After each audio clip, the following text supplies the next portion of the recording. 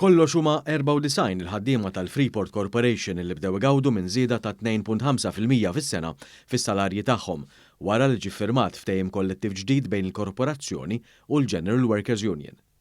Il-ftehim kollettiv ġie ffirmat fil-preżenza tal-Ministru għall-Ekonomija, il-Fondi Ewropej u l-Artijiet Silvio Schembri u se jkun qed jibda japplika minn Jannar ta' din is-sena. Permezz ta' dan il-ftehim kollettiv minn barra żieda fil-pagi, il-ħaddiema se jkunu qegħdin igawdu wkoll minn aktar benefiċċji fosthom żidiet fl-allowances, żieda fit-taħriġ u titjib f'kundizzjonijiet oħra. Il-Ministru Schembri rrimarka li fil-waqt li nitkellmu ħafna fuq l-investimenti li nagħmlu bħala pajjiż biex ninċentivaw l-industrija, bla dubju wieħed mill-aqwa investimenti li nistgħu nagħmlu huwa fil-ħaddiema. Minn dan il-port jgħaddu 85% tal-prodotti li nkonsmaw bħala pajjiż u allura bla dubju ta' xejn huwa port ta' importanza kbira, importanza kemm għalina bħala ċittadini, bħala familji kif ukoll għan-negozji Malti u Mawċin.